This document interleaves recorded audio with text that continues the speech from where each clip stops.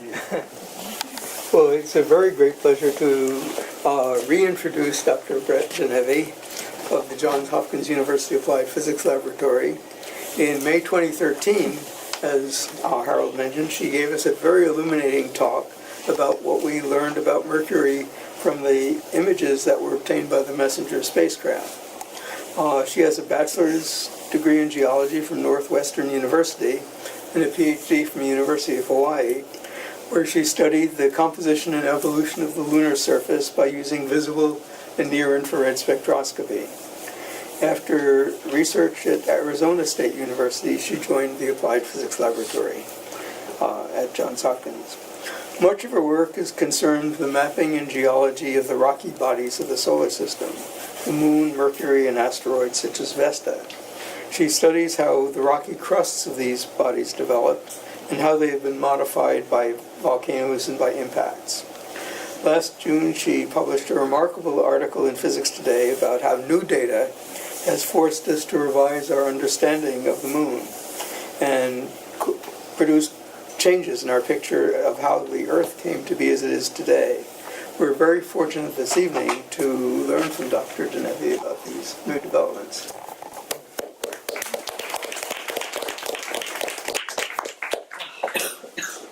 All right. So a lot of what I plan on talking about tonight was also kind of the subject of this Physics Today article, which kind of inspired me to take stock of what really is new with the Moon right now, what we knew in terms of the data we have, new in terms of old data that we've gone back to revisit, and new in terms of just our way of thinking of what we know of the Moon. Sometimes, we've gone forward, made huge leaps, and sometimes we actually have to take a step back and reevaluate some of the older things that we thought we knew. So the background here, I'll just mention since you've been staring at it for a while, is Tycho crater here. So probably most of you are familiar with Tycho since you can see it quite easily. A large rayed crater on the southern near side, and here's just an oblique view from the Lunar Reconnaissance orbiter camera. The central peak of that crater in the middle there. All right. PC. Back. Okay. So a little history that will just lead up to where we are now and why we've had so much new information. The dawn of the space age really focused a lot on the Moon, and we had over 40 lunar missions in this pretty short period of time between 59 and 76. And so that must have been totally incredible to be a part of, with the Luna, Zond, Ranger, Surveyor landers, lunar orbiters, which got some of the most incredible images of the Moon early on, and then of course the Apollo programs. And of those, many orbital or even, the Rangers or impactors, but there were 17 landings on the Moon. So 1972, the last person on the Moon, Apollo 17. It's kind of both fun and sad I talk to a lot of kids and, when do you think the last person was on the Moon? Last week! Last Friday! Like, no, it was before I was born. So, and then, 1976 was the last Soviet landed mission with Luna 24. There on the right. Oh, the space bar does not work. All right. And then we had this long drought of lunar exploration. There was planetary exploration happening in years now. But between 1977 and 2006, there were two missions to the Moon. One was the Clementine orbiter, which actually was primarily a Department of Defense mission that was apparently some kind of technology demonstration. And then there were people involved with it who knew lunar scientists and said, all right, let's do something with this. And it was actually quite revolutionary for lunar remote sensing.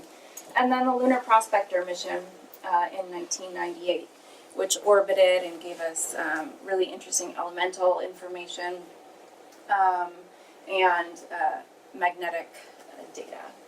So that's through 2006. And then we've had this fantastic period of lunar exploration since then. It's truly been international.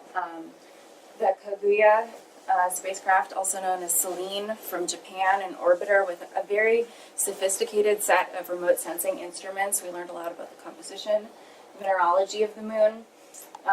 Chang'e 1 from the Chinese National Space Agency, which was a bit of a development, a first step in their program. Chandrayaan 1 from India had it did have one NASA instrument, but also had a lot of particles. We learned about the plasma environment around the moon. And then the NASA instrument was the first imaging spectrometer of the moon. So we learned a lot about the mineralogy and actually the water, the hydration of the moon. LRO, that's what I'm most familiar with. I work on the Lunar Reconnaissance Orbiter camera. So I'll tell you a bit more about that, but it has a huge suite of instruments. It was actually launched as part of NASA's exploration mission directorate at the time.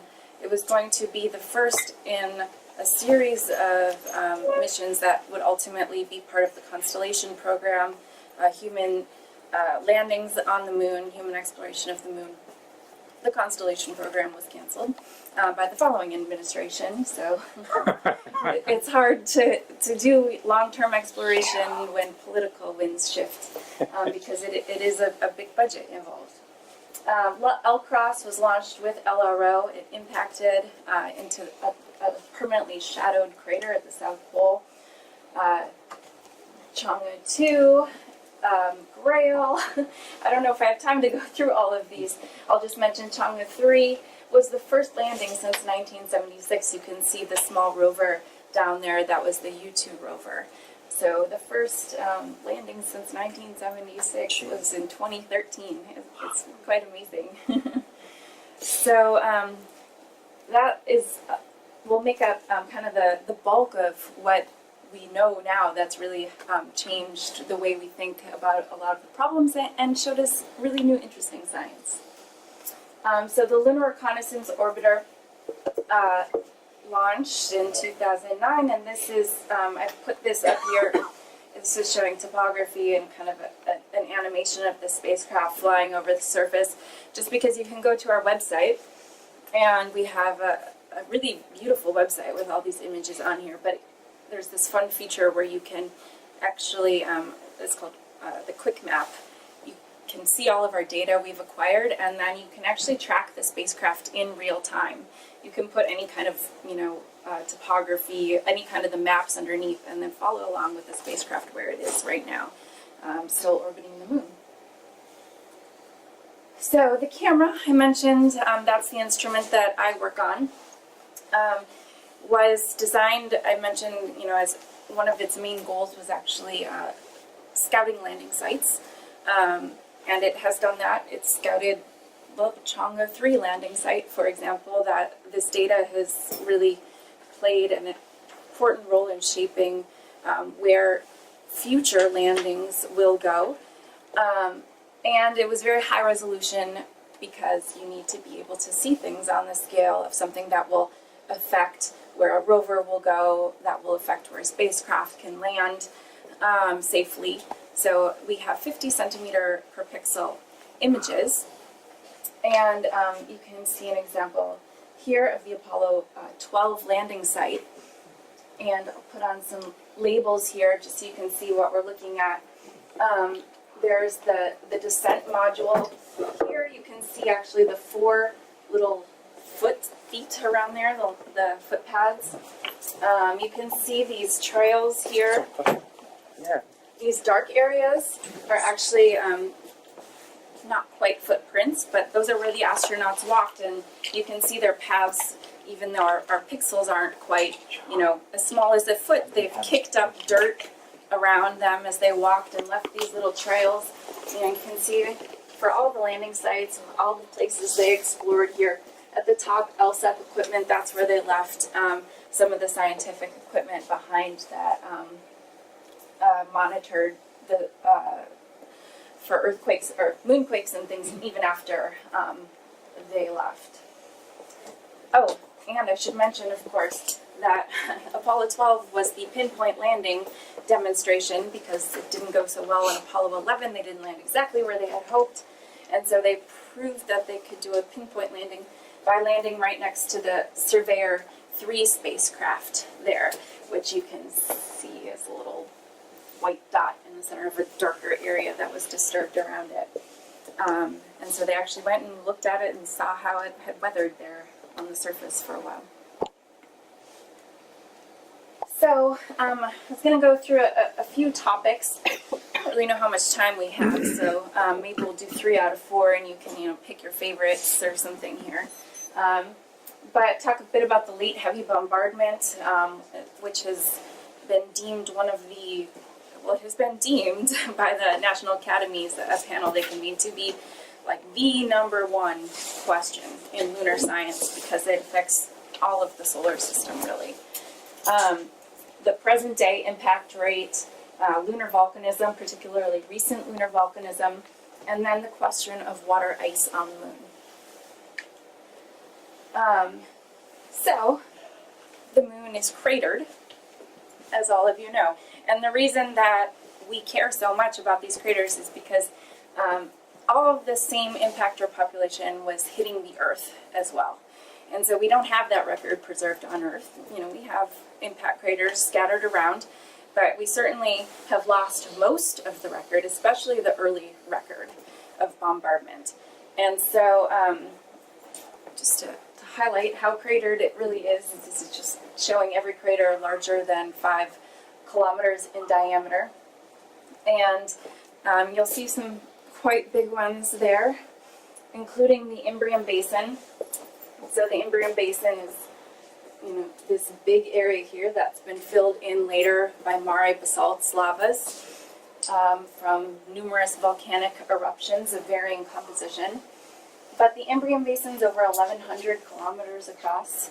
We know that it formed 3.84 billion years ago, so right at the earliest point that we really have rocks that we have the record for on Earth. And if this impact event had occurred on the Earth, and surely similar ones did, it would have vaporized the oceans, it would have sterilized the crust to depths of hundreds of meters. So this would have been a big deal. And you can see one of the reasons that these are questions that go well beyond the moon is that, this was right around the time that we think early life was emerging on Earth. And so if you have a big impact like this, that's going to be an event that could severely affect what was going on Earth. And we have not just the Imbrium Basin at around 3.8, 3.9 billion years ago, but we have dates, we think, for some of these other basins, and they are all around the same age. And so this has led to the idea that there was a late heavy bombardment. And late because, when the solar system was forming 4.6 billion years ago, we think that accretion of the planet should have happened relatively rapidly. All of the biggest impactors that were out there, these planetesimals, they would have been swept up relatively rapidly. And so, sometime, within 100 million years, even something. So to have these large impacts happening much later, so it's quite early in our solar system, but it's still late. So that's why we call it the late heavy bombardment. And then in this grouping, right around the same time, it's a surprise based on how we think, the solar system formed and evolved. And then it would be a big problem for life, because if you're having not just one of these big impacts on Earth around the same time that life is forming, life needs some time to reestablish itself after these catastrophic events. So a lot of people are interested in how this played out, especially because, I think I have that on the next slide here. Because of this question here. So this is going to loop through a few times here, and I'll try and explain what we're looking at. So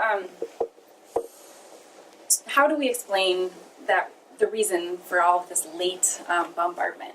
One of the ideas has been called, you may have heard of the Nice model, also all kinds of variants now, Grand TAC. And really what that's trying to describe is where did this impactor population come from? So we're looking here at when it comes back, yeah, here, all these green dots are models of what objects would be out in the, sorry, wait for it to come back around. So yeah, objects that when you have this migration of orbits for Jupiter and Saturn, you have these Kuiper belt objects that were in these stable orbits, and then you get this resonance between when the orbits of the giant planets start moving, and this throws all of these objects that had been in stable orbits out here into total chaos, and they go flying throughout they go flying in every direction, but also throughout the inner solar system there. And so that is this model that when you look at the whole solar system as a whole, can try to explain what we see on the moon. And that's where this came from, is how do we explain these weird observations on the moon. But then if you go down this path, now you have a really interesting story that is not just impacting life forming on Earth, but it's also, these are icy objects in the Kuiper belt. You're delivering volatiles, water, to the inner solar system as well. So what I want to do now is kind of step back and take another look at this question. So first is, how do we know these ages that I've shown you here? Well, we think we know them because we've collected samples on the moon at certain sites. So you can see Apollo 15, 17 were right along the edges of these basins. So Apollo 15 was right on the rim of the Imbrium Basin nearly, and the same with Apollo 17, nearly on the rim of Serenitatis. And then the Luna 20 was a sample return mission from the Soviet Union. They brought back fragments of, one would think, Crucium Basin because of where it landed. And then the Apollo 16 landing site. The Nectaris Basin's actually kind of hard to see here because it's not all filled in, but here's the rim stretching along here, and then the Apollo 16 landing site may have collected samples from Nectaris. So those are the absolute ages we have from bringing those samples back to the lab, making a presumption about their origin based on their context here, their geologic context, and then radiometric dating of those samples. But we have another thing to look at here, relative ages. So I'm a geologist, and this is like your first law, the law of superposition here, where the oldest materials on the bottom, younger materials, rocks as they form, end up on top. And so we can try to do that in a relative sense on the moon. It's easy when you have things like, here's an old surface, and here is a younger volcanic flow that has come and covered up some of that older surface. But it gets harder when you're trying to say which of these two craters is older. You can do things like, well, here's one crater, and here are rays coming from another, and secondary craters, and some of those have covered up, have superposed this younger crater. So we can get a relative sense there. And that's what we've tried to do with the basins. And we've made up a story of which ones came in which order. We can also do crater size frequency distribution, which actually I was showing, my son was looking over my shoulder tonight, and he asked, why aren't there as many craters here as there are over, the southern near side here? That's a great question, because this area is younger. This formed, the darker surfaces were volcanic flows that occurred much later in time, still old, but between 2 and 3 billion years ago. So they haven't had as much time to collect impact craters compared to the older highlands terrain. So we do that with the basins. And interestingly, the lunar orbiter images were, in the 1960s, our best source of images where you could look at the morphology of the moon. So they had very high resolution. Sometimes they were up to kind of the equivalent. They were actually taken on Polaroid film and scanned in the spacecraft and sent back. So, you know, a little fuzzy sometimes, but they were up to, you know, like a couple meters per pixel equivalent resolution if you scan those in now. And they had, the sun was low in the sky, so topography was casting shadows. You could see what was on the surface pretty well. But this area of the moon didn't have the best image coverage, and surprisingly didn't have the best coverage until the Lunar Reconnaissance orbiter. So this is a zoomed out view, but when we're looking at a higher resolution.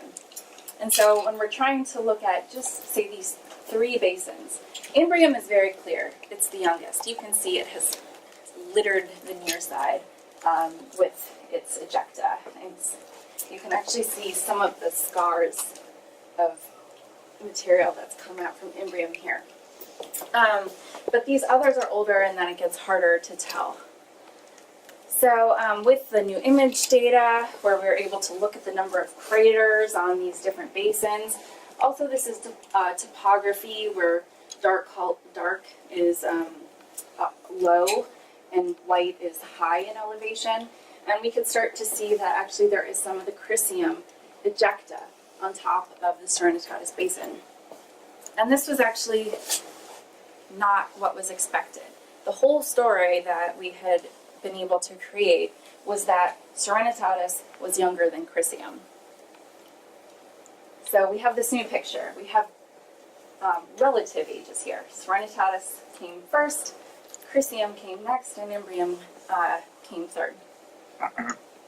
So this was the original story here. If we have just trying to tell the story of what happened between the time that Serenitatis formed and Imbrium formed. And if you place those in the original order, you had Serenitatis forming, and then you had a couple other basins forming, and then you had the Imbrium basin forming. And that's all within a relatively short period of time. And now, when we have to reorder this based on the new information we have about the relative ages of all the basins, we now know that Serenitatis formed, and then somewhere more than 20 other basins may have formed, and then the Imbrium basin. And why that matters is that that's a really short period of time between those two, 50 million years. If you had really that many basins forming all in that huge time, that's actually much more of a cataclysm than this late heavy bombardment had even predicted. This is like a huge, it would have been, you know, a true cataclysm on Earth. Oh, I can't go back. Let's see. All right. But now we also have another question. We now have reordered the way we think these basins form, but now we're questioning how well do we really know these ages? Because we have the Apollo 15 landing site here, the Apollo 17 landing site here, but the Imbrium basin would have completely littered the near side with its ejecta. And there's been another study recently that actually has looked at these areas in detail. This is the Apollo 17 landing site right here.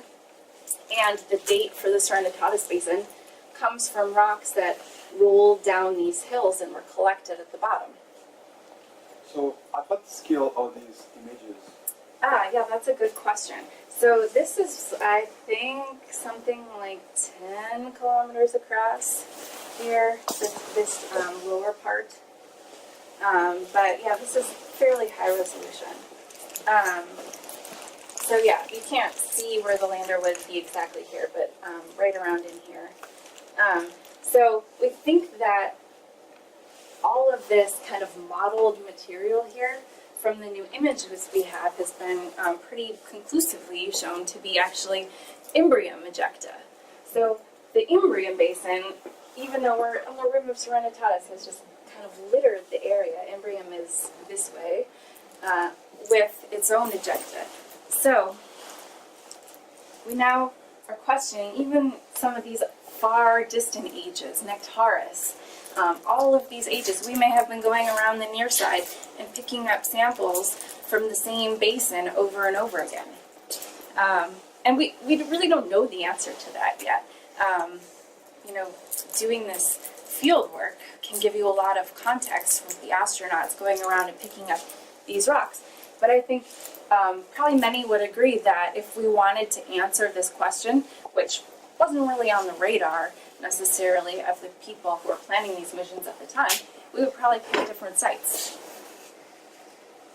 And so one of the things we've been doing is looking for sites where we can answer this question. So this is the Oriental Basin here on the western limb, so you can't really see it from Earth. But, and this scene, I'll mention, sorry about the scales, is around 13 kilometers across here in the front. So we're getting these views where we're looking for places you can find samples that were clearly affected by a particular basin. The ages would have been reset. We could go collect those samples. I'll zoom in on this area and then date this basin. So we can get down to the level now where we're seeing rocks from a particular outcrop that have moved down this hill, and we could go pick those up quite easily. So that'll be the goal there. But that will take a dedicated either sample return program or in situ. There are new techniques where you can actually potentially date rocks on the surface of the moon without bringing them back to the lab. But that is, 3.9 billion years ago. We've also been looking at what is going on now, the present day impactor population. So we know the small impactor rate. That's very small, less than 1 millimeter. We don't get craters from 1 millimeter size impactors on Earth because of our atmosphere, but we do on the moon. There's actually a 0.25 millimeter soil grain, and at the top you can see a small crater and a little spall zone around it. So Was that one collected here on Earth? that was a lunar sample, a Apollo sample. So we know the rate that of those impactors quite well. You can learn that from, for example, space instruments on the space station, or just putting out an impactor collector, basically. We know the large impactor rate pretty well. There are various projects that monitor. It's been stable for quite a while, so even these big craters on the moon can tell us about that.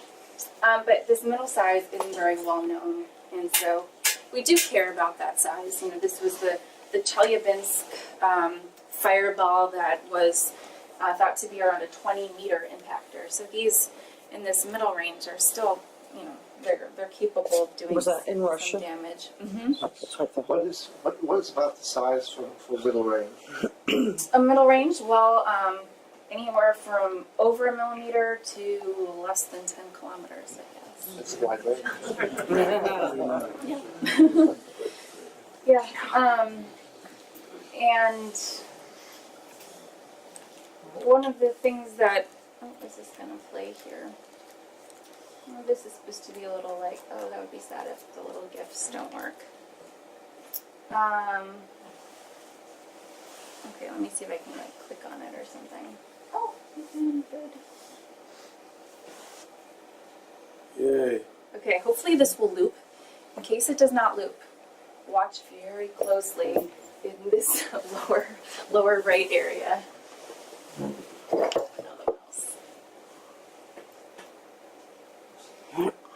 Oh, we have some quick time. Switch are not available. Okay. That's the PC problem. So what this is showing is they have cameras at Marshall Space Flight Center that monitor the moon. So just looking for impact flashes. And you would have seen a little flash. Oh, so sad. I bet. Oh, well, this one works. And so one of the things we started doing early on is the folks at Marshall would send us coordinates for where they saw these flashes.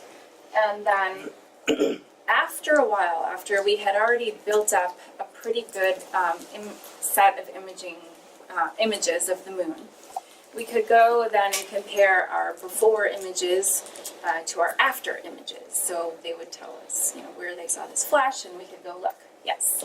What we've also done during meteor showers, if the moon is following the Earth, we've been able to pick up blips on the moon with video cameras. Yep, that's pretty cool.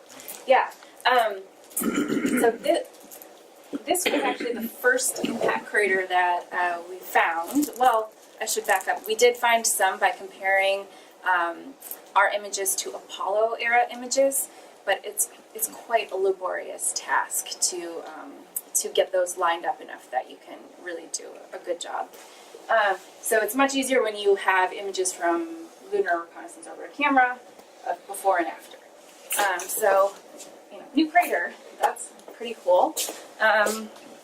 And since then, we've been really doing a dedicated campaign. This site is actually a little old now, but this is showing where we have temporal image pairs. That's what we call when we have a before and an after image with the same lighting conditions, so it makes it really easy to see changes. So these are where we have, this is they're color-coded to just show the length of time in between them. We're now getting really great series of images just right now where we have over a 9-year, almost a 9-year difference between the before and after now. So those actually are, the person who does that analysis is kind of going through those right now, so we're really excited to see the results. So once we had this huge data set, we could just kind of go through in an automated way and look for all these surface changes. Started finding all kinds of them. And the easiest way to find them is you just take a ratio of your before image and your after image. And if everything is the same, the whole image will be full of ones. It'll all look the same with little noise from misregistration or things. And where you have differences, they really stand out. So this is a 12-meter crater in here, just this little part right here. And then these are its rays, how it's affected the surface around it. And one of the really fun things that we found was that these craters are affecting the surface much farther away than we had really thought. There's actually surface changes related to this crater that's only 12 meters across, many kilometers away. I think up to 30 kilometers away. So you take this little 12-meter crater and then scale that up to Imbrium that we were talking about before, you can start to see the problem. Another interesting thing that we found that was kind of unexpected, and we would never have known it if we didn't have the before and after images, is that a lot of these surface changes, you can see the crater in the middle forming there, and some of these rays that are going out are dark.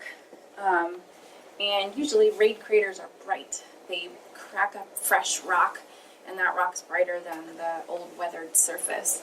And so some of what we're seeing is that this isn't actually new material being thrown out for the most part. It's ejecta that's kind of skimming along here and roughing up the surface. And so that has really changed how we think about how often the lunar surface turns over, this gardening rate of the soils. So a couple more examples.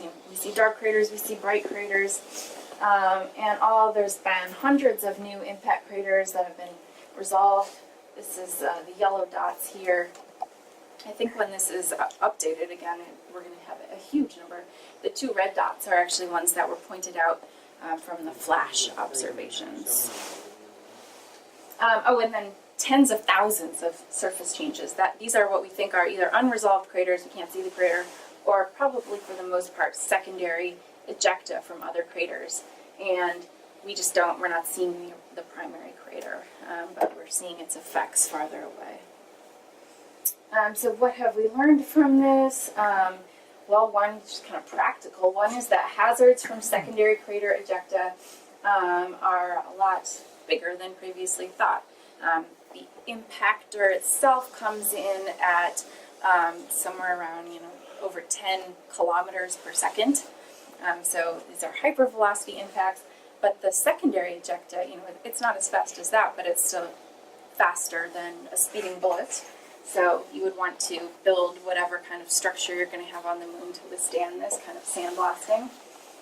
The regolith is being gardened a lot faster than we previously thought, and then the impact rate so far from the data, which is will improve in its statistical significance as we go along. The rate is about a third higher than the model's predictions had suggested. Yes, and then this hypervelocity impacts, they cause this jetting of ejecta that really just scours the surface quite far away. And one of the fun things about this is that it's not hard to find these now. The moon is a place that is changing, even though it's changing slow enough that we still have these ancient features preserved. There is a dynamic system there that involves these impacts, involves the solar winds hitting the surface. Let's see, how much time do we have left? Keep talking. Keep talking, okay. All right, so two other topics I wanted to mention, lunar volcanism, and then a bit about polar volatiles. So lunar volcanism first, just the basics are that all the dark areas here were flooded by volcanic lavas that are thought to have formed in these giant flood basalts, similar to some places on Earth, like Columbia River basalts, on Tom Java. There's a big flood volcanism that has happened in Earth's past too, but the moon seems to have had even wider scale. But most of the young, what we had considered young here was well over 1 billion years ago. So one of the things these high resolution images have allowed us to do is look up close and see things that you can't see when you're at like 100 meters per pixel. So I'm just going to zoom in on this area here, again right near the Imbrium Basin, and show you some of these oddball features that we've been finding. This is a feature known as INA, or INA D. You can see the D shape there. But this one was actually, it's about 2 kilometers wide, so it's wide enough that some of the earlier images had picked this up, but not at this scale. And so this is an oblique view because it helps to see the topography. For some reason, for this feature, it's quite easy for you to see it reversed. But these areas here are topographic highs. They're like the pancake batter poured into this pan here. So those are highs. Sometimes they look like loaves to What people. is that? It does look weird. That is a fantastic question. Let's look a little bit more at how weird it is. This is where people really start to see it inverted. But yeah, these are the highs. These are the lows, this kind of uneven terrain. And usually it looks like, this smoother region is kind of covering up the lower, rougher area. But sometimes it gets kind of confused in here. This is really quite unique. It totally does look like pancake Yeah, yeah. in the pan. Yeah. And so this was the only one, but now we found over 70 or around 70 of these all scattered around the near side. And these other regions within Mare basalt regions, these past volcanic eruptions. Here's another one of these. They kind of vary in form. Let's see how many examples I put in here. I don't know how far to go. Oh, this is one. There's a graben that goes across here, known as Sissigonese, so an area where the crust is pulled apart a bit. And then there's this kind of pit in here, and you have more batter covering up most of the floor here. But one of the things that really caught everyone's eye is how few impact craters. Well, they're crazy looking, and then that they look very fresh. They have very distinct margins at the edges, especially you have. I'm not sure how steep in this one, but in the others you have the areas where the slopes are up to 40 degrees, which is quite steep for the moon, steeper than the angle of repose. And on the moon, when things are, anytime you have this constant cratering going on, you just kind of smooth out the edges of everything normally. But yeah, you can see even on this one, there are very few impact craters on top of these. So what we think, I'll go back to the craziest one here, Ina. There's actually still a lot of debate about how these formed, but the volcanism is there's always volcanism involved in any of our ideas of how these formed. One thing that a lot of people think is that this is kind of a remnant caldera, and that you had some kind of collapse down into it. It's pretty typical in terrestrial volcanoes. You have a lava lake, and then as things start to drain out, that collapses, cracks up, and then you can get like little squeeze ups of lava that come through those fissures at the very end of an eruption. So the pancake batter here, this would be that last little bit of lava oozing up onto the surface here. Yes? And when did they think volcanism stopped on the moon?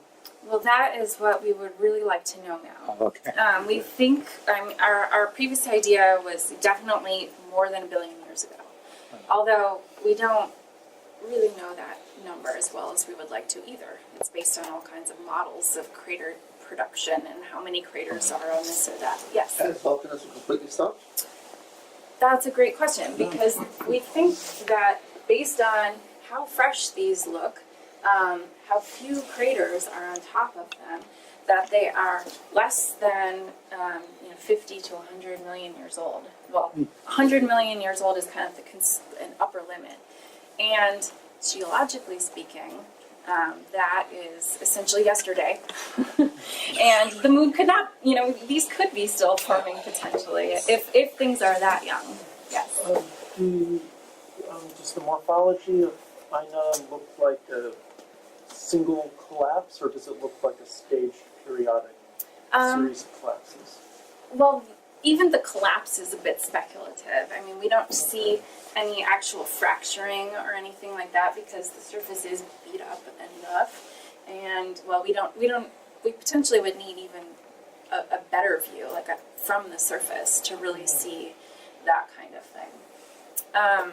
So these may be very young, and there may be some other crazy explanation for why these have so few craters and look young. I think a lot of geologists would be more comfortable if we're just completely fooled and these really are old, because the moon has been cooling down since it formed, and we have astronauts made heat flow measurements of the surface that show it's cooling down very, very, very slowly. It's pretty cold now. And so it should be geologically dead. It shouldn't have enough of its own internal heat left. It's a small body. It cooled off faster than the Earth. It shouldn't have enough heat left to keep making this volcanism.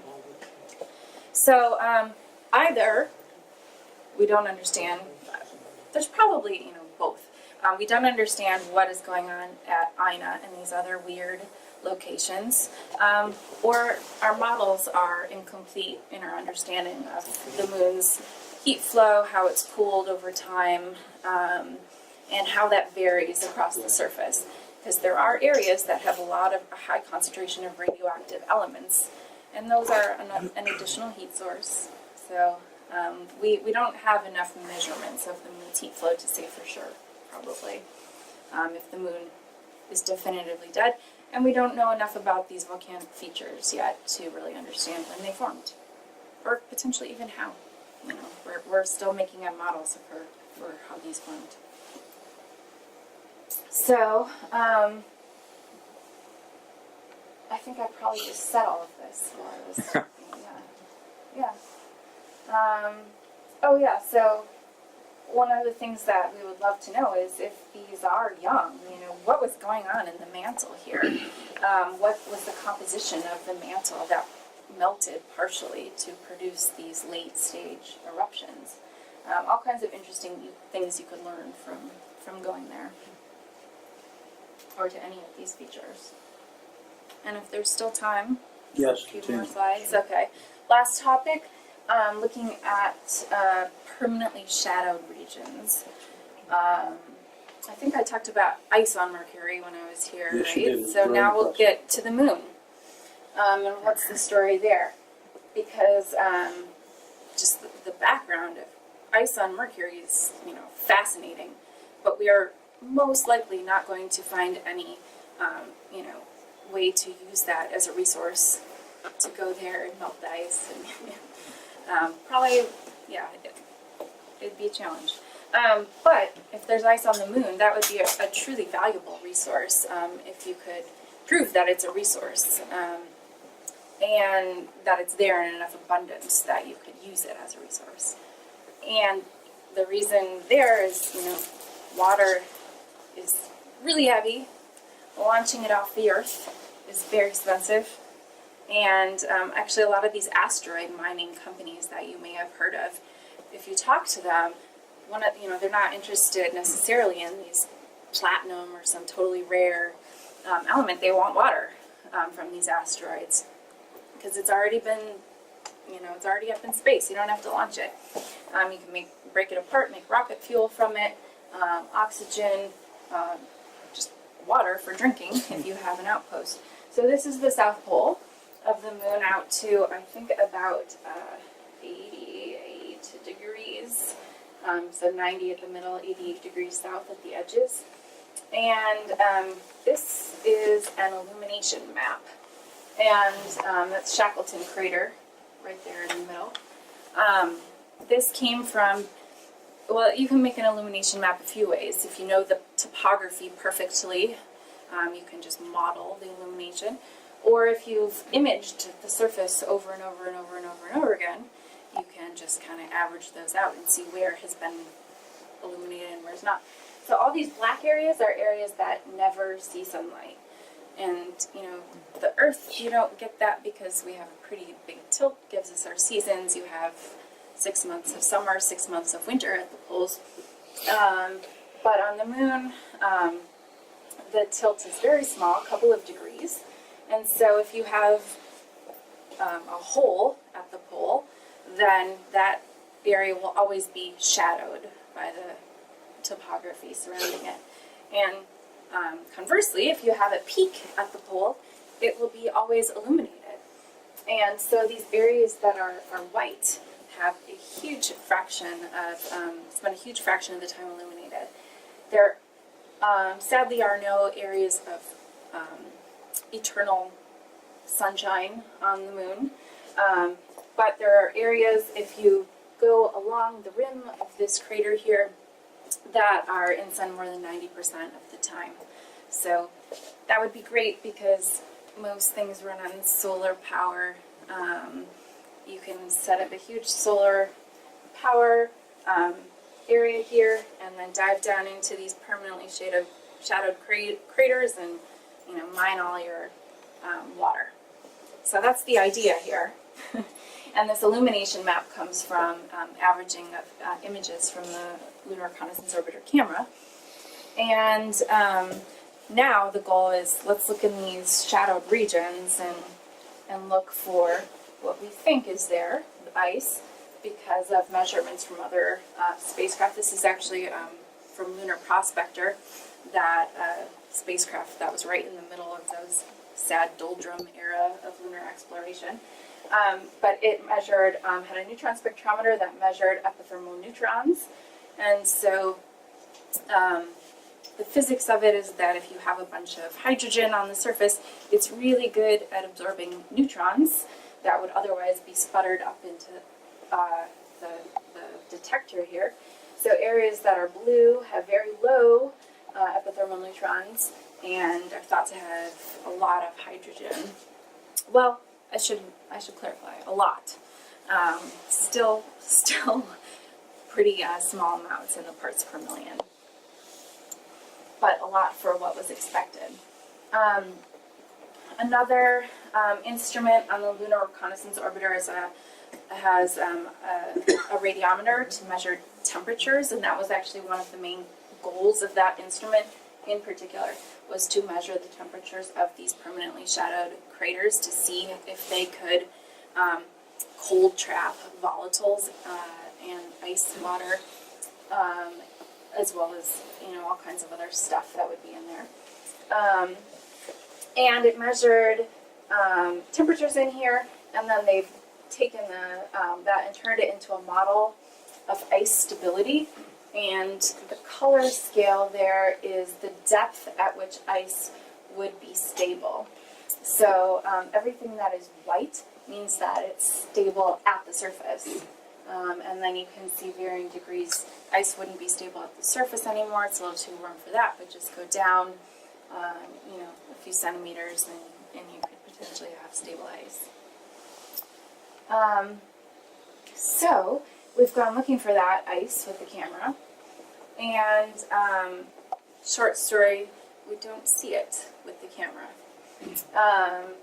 This is the outline in red here shows the boundary of permanent shadow. So this was a longer exposure image that was designed to, everything out here was illuminated when the image was taken, was saturated. So this is looking inside of the shadow. And we see all kinds of cool things here, landslides moving down the walls, boulders and things, but we don't see what we saw on Mercury, where we had evidence that there was ice, and when we went looking for it, the image quality for Mercury was actually much poorer, but it was still everywhere we expected to see ice, where those models showed that ice was stable at the surface, we could see it. And so that has been the big question. Here, another one just showing the same thing, is, I'll just go back one, I guess.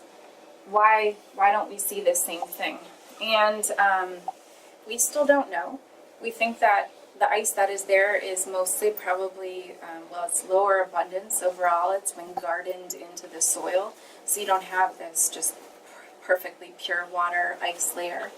And that might be because the water ice was delivered to Mercury more recently in one big impact, like a comet impact, so it's perfectly filled in all of the cold traps. Whereas on the moon, it was delivered a long time ago, and impacts have slowly mixed it in and eaten it away. But we still don't know the source of the water on the moon. It could be solar wind migrating, comets. It could be internal water that was internal to the moon, erupted through volcanic eruptions. Basically anything that... Is it possible that some of these asteroids that you say have water on them could crashed on the moon and could have got there that way? Yeah, absolutely. And I think a lot of people would like to find out how that water got there. But we won't know until we probably go there and do some kind of look at the isotope ratios and pinpoint that. Does that look like a comet? Does that look like an asteroid? Does it look like the moon? Did you have a question? Was it ever possible to retrieve some of the parts of the asteroids that crashed on the moon? Yeah, they, for the large part, get totally vaporized because they come in so fast. but we have the Apollo soil samples actually show that there are some small fragments of meteorites. It's kind of like, there's actually a project at my, where I went to school now, that they're taking the samples, some of the samples, and just doing, basically scanning through them all with imaging spectroscopy, looking for the oddballs, looking for things that don't look like the moon, and then trying to go back and pick those out. Though, really what they're looking for is not asteroids necessarily, they're looking for pieces of the early Earth, because that would be pretty amazing. We have lunar meteorites that have been, kicked off the moon and came back to Earth. There should be Earth meteorites on the moon. This question is not as much about water, but about meteorites. Wouldn't the moon be a dangerous place to be on with that many little impact areas? Or the impact areas is limited to special geographic zones? No, they're pretty much everywhere. There should be a higher flux toward the equator. But, really you would just need to plan accordingly. You're not going to be protected from, a 10-meter impactor coming in, but the chances of that are tiny. What you have to plan for is all this constant rain of small impactors. Yeah. So when you say that, like, it's like when you want impacts near the equator, so when you go back to like the full pan of the surface of the moon, is that why there's just like that big chunk in the middle that, wait, Oh, am I okay. confusing it? Oh, no.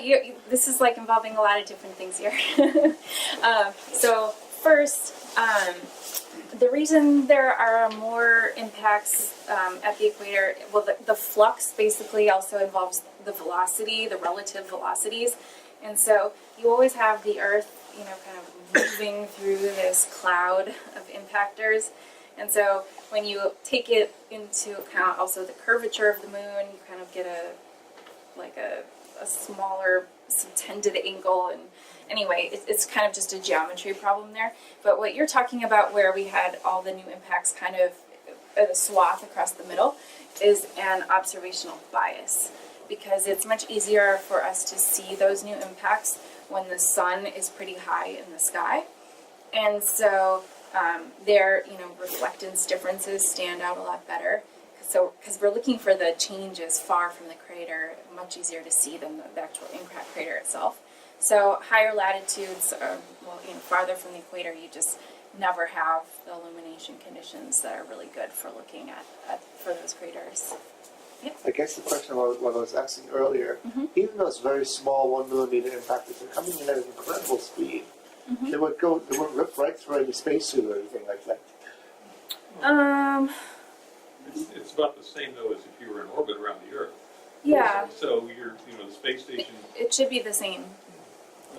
And they still monitor those things. There's an instrument on the space station right now. So I don't know. I agree that what you're saying sounds totally reasonable, but apparently there's smart people who have figured it all out. If you're protected by an atmosphere, you're not protected by an atmosphere on the moon. No, you're not. But I think though I was just doing this calculation because they give you the rates in such bizarre units that make no logical sense to you. I think it was something like I wish I had this right. It was something like in 1 square meter you would get 1 micrometeorite impact every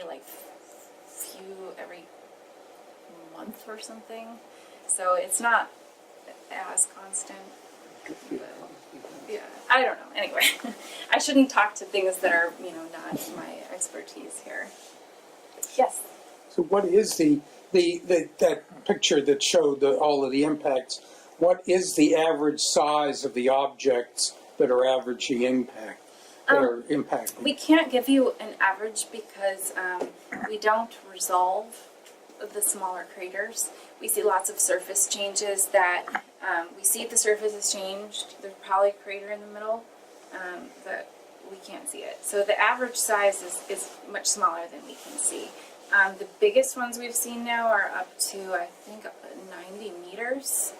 So pretty big. Now, for instance, the 12-meter crater, what's the size of the object that Oh, the would size cause of the that? object. Oh gosh, making me think way back. I mean, it's not going to be even a meter. Yeah, sure. Okay, Yeah. good enough. Yeah. All right, I'm almost done here with what I wanted to say. Just that I'm working on a new camera now that is going to be really fun. To actually look more in detail in these permanently shadowed regions. It's called Shadow Cam. It's a NASA-funded camera that will fly on the Korean Pathfinder lunar orbiter. It's going to launch in a couple of years on a Falcon 9. And they have all of their own internal science goals, but they also wanted to cooperate with NASA and, allowed us to hitch a ride. So this is kind of some technical details, but the basics are that this was a rebuild of one of our cameras that we have now. So built the exact same camera, just swap out the detector. So now our camera will be 800 times more sensitive. So we can just stare right down in these permanently shadowed regions. We can see things, meter in size instead of, now we smear out our pixels. So this will be a really fun, focused investigation when that goes. And How does it actually see things that are in permanent shadow? What kind of wavelengths? well, we're just looking at visible wavelengths. So what we use is light that has bounced off of any nearby crater topographic high and is just reflected down from the nearby surface down into there. We've actually tried looking at earthshine. You can even see earthshine. Like we'll maybe do some calibration images of the equator using earthshine and things, but that might be a little tough. But mostly just reflected sunlight. The funny thing about this camera is that it will saturate for most of the moon. The most of the moon we cannot image. So it's really, really a dark camera. Yeah, it's specialized. Say something about the water. Oh, the water. I mean, remember LRO, even the planetarium movies talk about, sounds like to me it's twice as wet as your typical desert in some of these things. So, so many of the instruments for LRO were focused on this water question. Actually, the camera was not. It's just like incidental that we've been able to image them. But so there was another neutron spectroscopy experiment, and they see hydrogen. There was this really cool imaging spectrometer that looks. It's called the Lyman Alpha Mapping Project. They use Lyman Alpha emissions. They use starlight and cosmic background or whatever. That light to look into these permanently shadowed regions, but they're looking at very UV wavelengths, so they have pretty poor spatial resolution. They see things that look like water. There's a laser that's mostly used for altimetry, but they can also look at the fraction of light reflected, and you get a higher fraction of light reflected in some of these polar areas, so they think they're seeing frost, despite the fact that we don't see it. And gosh, what else? Yeah, there's all kinds of knowledge we have now. And then there was the LROC experiment. They crashed a spacecraft into the permanently shadowed region, saw about 5% water. That's wetter than any desert on the Earth. And they ejected. It's not insignificant. So the challenges going forward will be to, scientifically, we're just really interested in where it came from. How old is it? How long is it, was it, is it like native water? Does it come from the sun? To me, the Chinese are going there. It's obvious. Oh, actually, I've seen better images where their flag is really prominent. Right? Well, there will be Chinese. So let's get serious about this. The Chinese are going back to the moon. Period. India announced last month or this month that they have a spacecraft launching in a couple months. They're going to the South Pole to look for water. There's a NASA mission in formulation, which means it's not a real mission because it doesn't have real funding yet.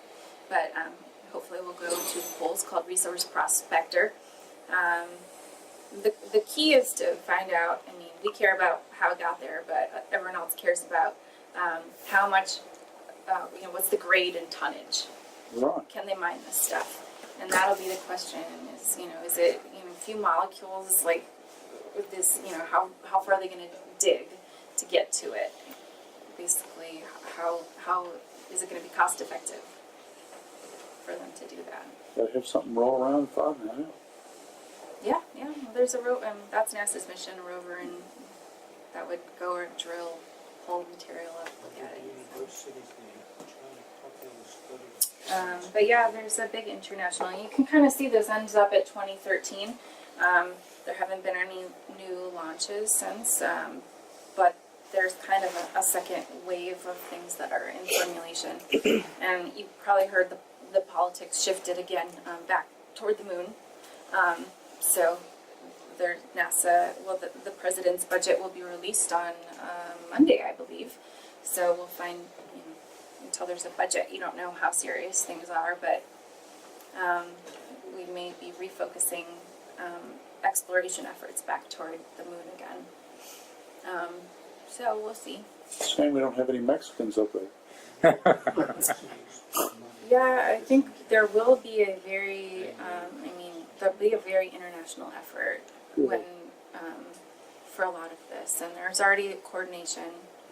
I'll just mention one shame with the, particular for China, is that there's a law that prevents NASA, anyone who has NASA funding, from working bilaterally with anyone from China.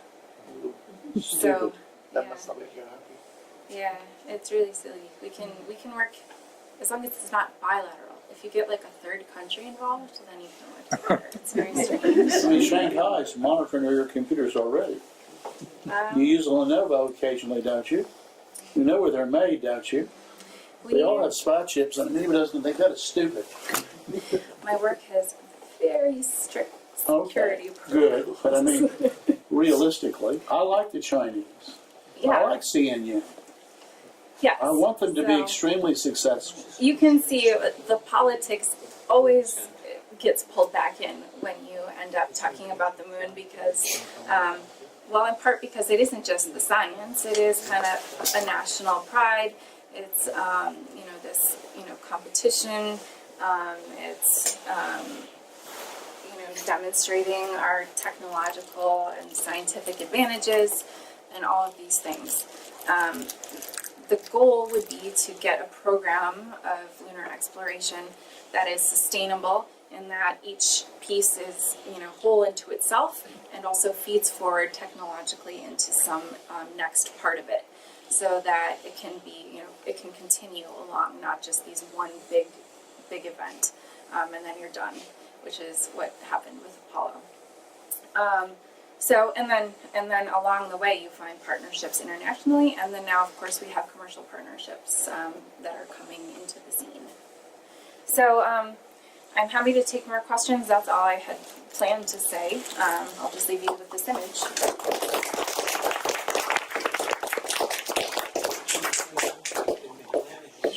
Yes. I noticed that you didn't go to the backside that much. Now, are there plans for maybe having like a thing that talks about Lagrange in the halo orbits, to have a stable platform to relay things back and be able to observe, maybe get resolution similar to what we have with the front side? Yeah, so that was actually just my own bias. So, everyone knows the near side, so I just put it up there more. We now have data that's equivalent for the whole moon, but definitely the challenge with the far side is landing, because you need a comm satellite, and so that's extra cost. But there are all kinds of opportunities on the far side, especially because one I like is that Imbrium basically coated the whole near side with its ejecta. Let's go over to the far side and see something that has not been as contaminated. The oldest and biggest basin on the moon, South Pole Aitken Basin, is on the far side. And then there's a lot of talk now about a deep space gateway.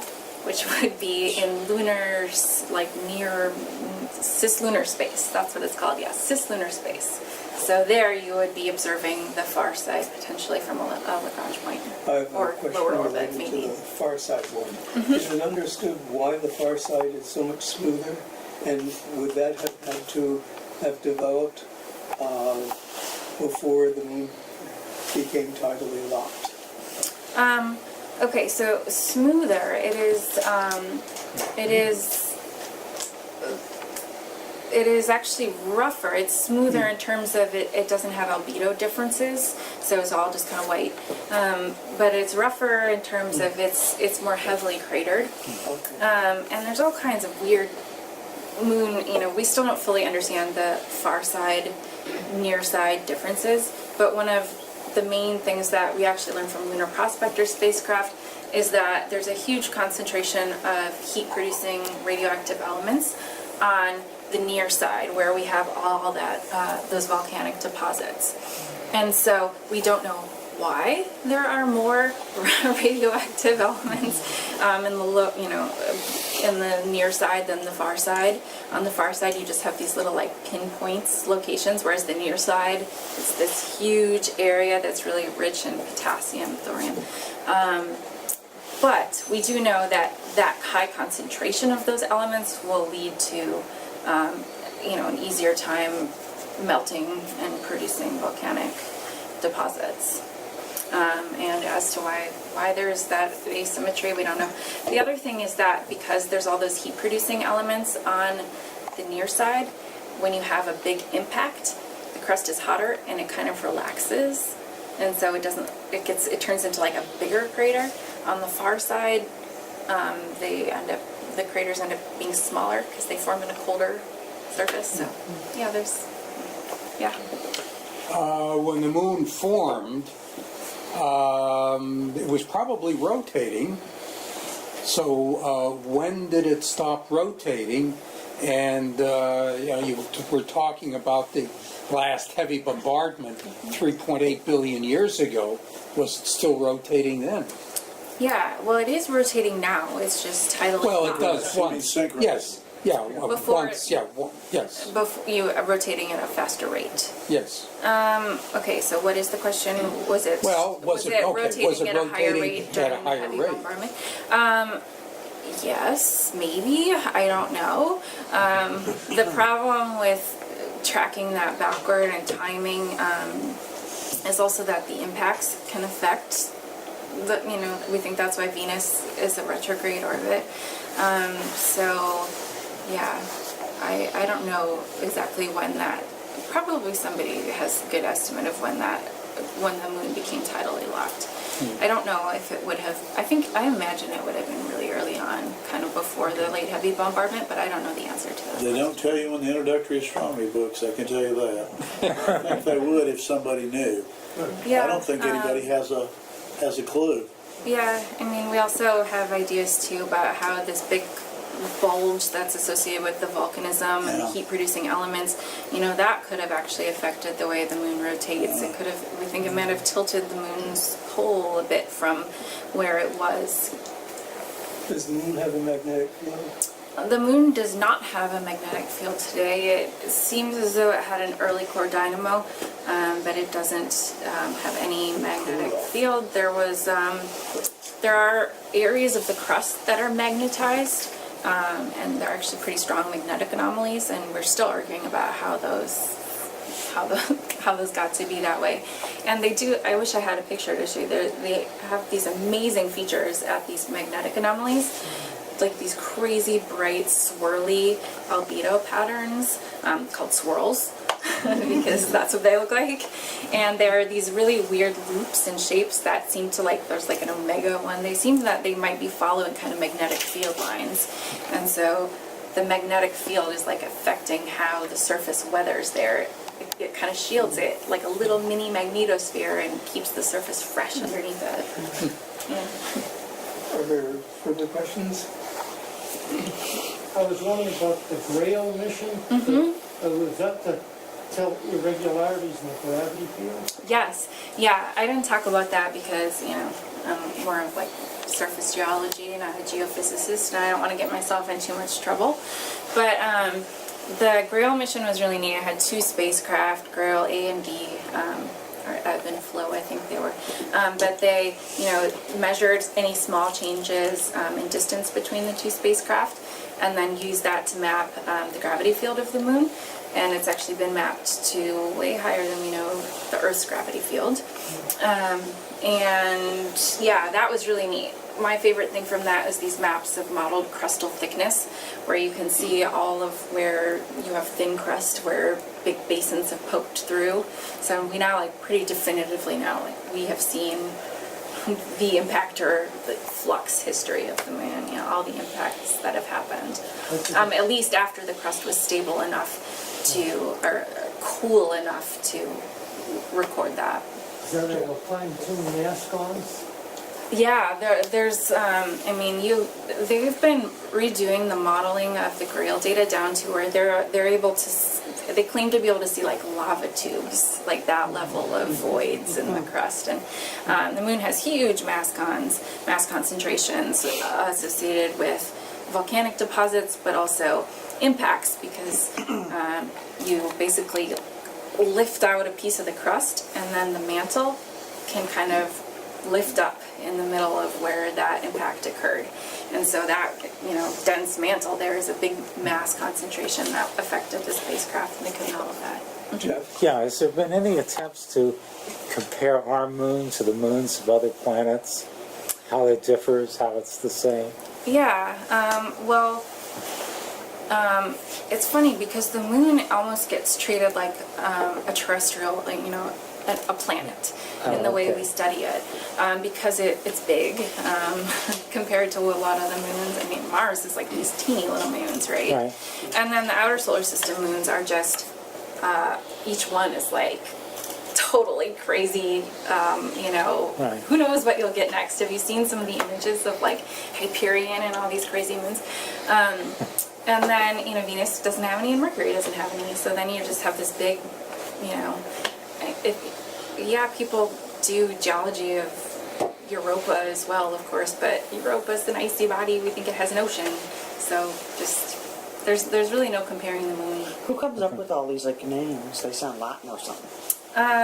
I don't know who came up with a lot of them, but the International Astronomical Union is in charge of naming Wayne everything could tell us, now. but he's not here tonight. Yeah, they're very He's on that committee. particular of what they name, and it's fun. When we studied Mercury, we got to name all the craters for our favorite musicians and dancers, and Mercury has an arts theme. The moon has a science theme, but you got to try before you can get one. So I think these bodies are named after Greek and Roman mythology. yeah, I was thinking that too. Yeah. They are just, I don't know who came up with the names originally for those. So I feel like it was probably, I don't know, maybe the IAU was in charge of it. Let's thank our speaker again.